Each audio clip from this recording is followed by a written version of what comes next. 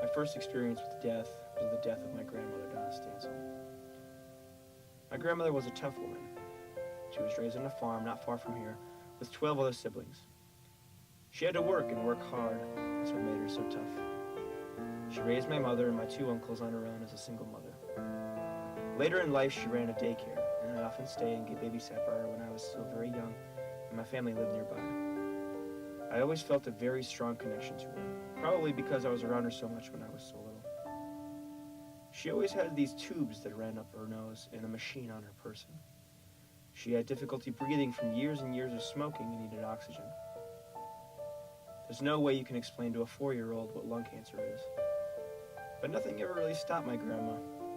She did everything herself, never needed much assistance.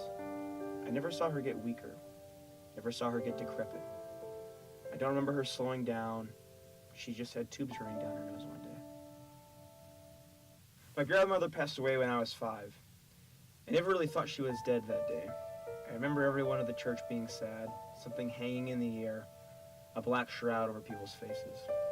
But not me, really. I don't remember crying. Not then, at least. When I saw her in the casket, she just looked asleep. My mother let me touch her, but she didn't feel dead. I drew her a picture that I sat next to her.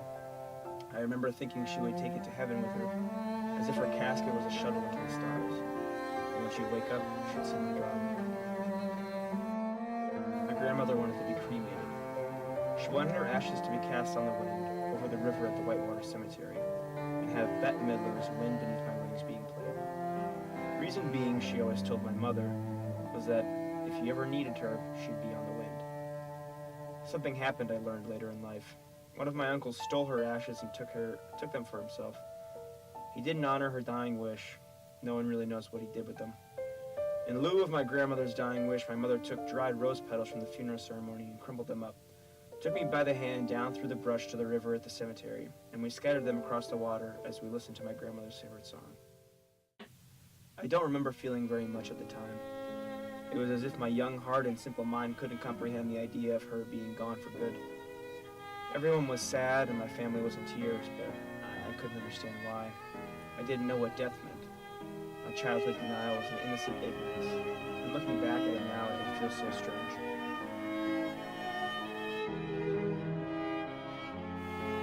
Later, I realized what death meant. There was a movie that came out when I was young called The Land Before Time.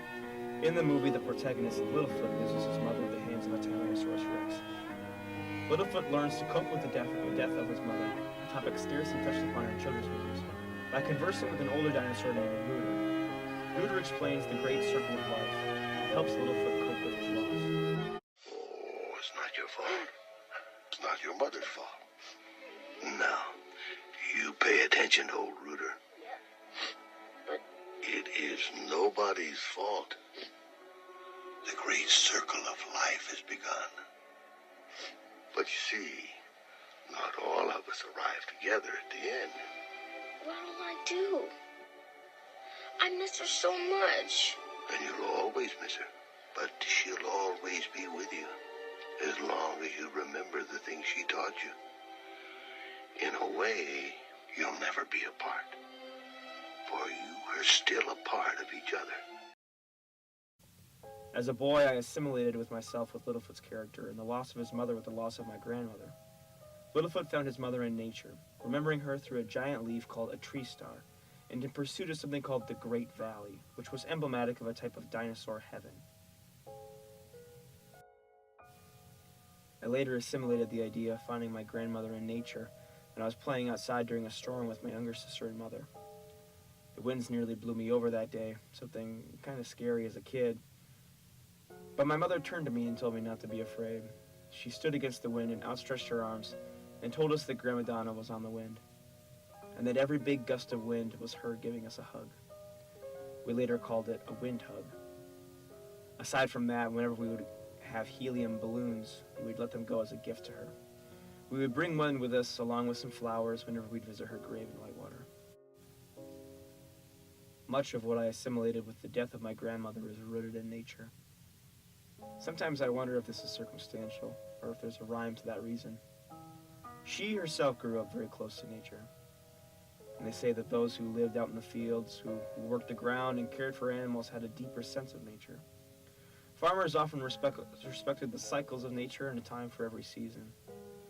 I sometimes wonder if a deeper understanding of these things has been instilled in me, not only through her passing, but through what my mother has taught me, that she obviously learned from my grandmother, through the assimilation and writing from the Land Before Time about death and the great circle of life, or through genetic memory itself.